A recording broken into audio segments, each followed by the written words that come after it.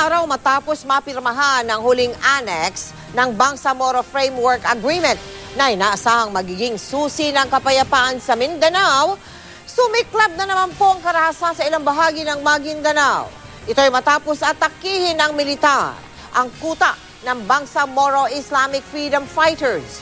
Mula sa Radya Buwayan sa Maguindanao, nakatutok live si Chino Gaston. Chino.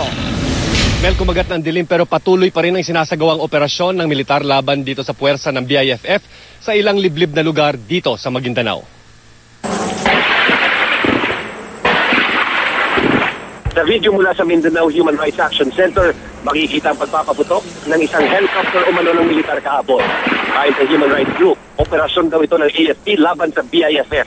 Bago ikasang aerial bombardment, 3 araw daw ang dinigay na ultimatum ng militar para lumikas sa mga nakatira sa mga target na barangay sa Dato Piang at sa Sharif Saidona Mustafa.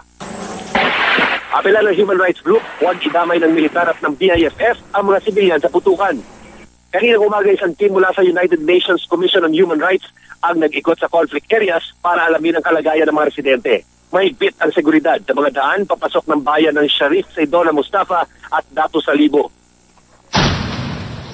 Pinaulanan din kahapon at kanina ng militar ng 105mm howitzers ang pwesto ng mga rebelde. Law enforcement operation ang tawag ng mga otoridad sa ginagawang pagsalakay ng gobyerno sa mga rebelde na kilalang tumututol sa kalalagda pa lamang na kasunduan sa pagitan ng pamahalaan at More Islamic Liberation Front o MILF. Ang BIFF ay dating mga kasapi ng MILF na tumiwalag noong 2008. Maganda yung coordination natin and they allow us na makapasok dito sa areas that mostly are kine-claim nila as their community. So, nakatulong? Nakakatulong kasi definitely nakatulong dahil hindi kami nahirapan sa coordination. Ayon sa impormasyon mula sa militar, umaabot na sa 20 ang nasawi sa puwersa ng BIFF. Pero marin itong itinanggi ng tagapagsalita ng BIFF na si Abu Misri. Samantala, sa bayan ng Dato Piang, isang improvised explosive device naman ang sumabog sa palengke kaninang hapon. Sugatan ng isang buntis at isang bata.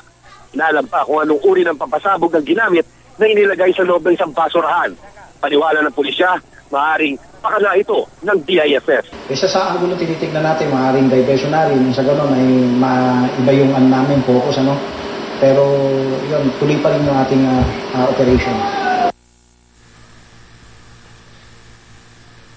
Mel, pagtitiyak naman ng Malacanang na nakatutok ang buong puwersa ng intelligence forces ng militar sa ulat na may mga foreign terrorists di umano na nakihalo dito sa puwersa ng BIFF na kasulukuyang tinutugis ng puwersa ng gobyerno. At yan ang latest mula rito sa Maguindanao. Balik sa inyo, Mel. Maraming salamat sa iyo, Chino Gaston.